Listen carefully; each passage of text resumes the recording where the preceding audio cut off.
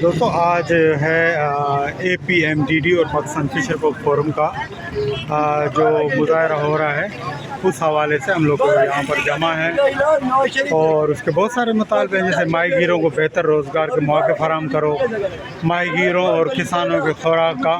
جو حق ہے وہ تسلیم کرو، اس کے ساتھ ساتھ یہ کہ zero hunger and zero emissions, اور اس کے ساتھ یہ کہ زراعت کارپوریٹ زمینداری نامنظور،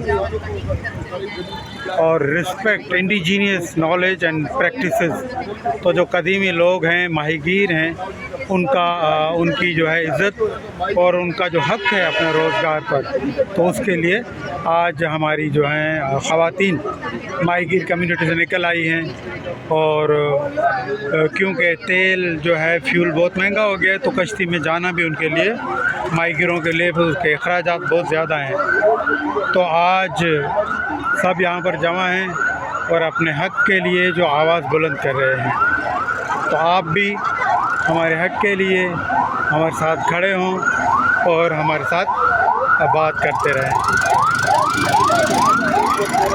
آج ایشیا کے دیگر ممالک کے ساتھ مل کر اپنے ساتھیوں کے ساتھ مل کر احتجاج کر رہی ہے۔ اسی طرح کے احتجاج دنیا کے بہت سے ملکوں میں ہو رہا ہے، تو ہم اس لیے پریس کلب کے سامنے جمع ہوئے کہ ایک اس ملک کے حکمرانوں کو بتا دیں کہ اگر اس ملک کو خوراک میں منتقل کرنا ہے تو کسانوں کو اور ماہی گیروں کو وہ تمام سہولتیں دینی پڑے گی جو کہ ان کا حق بنتا ہے۔ اس ملک میں مصیبت یہ ہے کہ آج تک کوئی پائیدار فشریز پالیسی نہیں ہے۔ پائیدار فشریز پالیسی نہ ہونے کی وجہ سے ماہی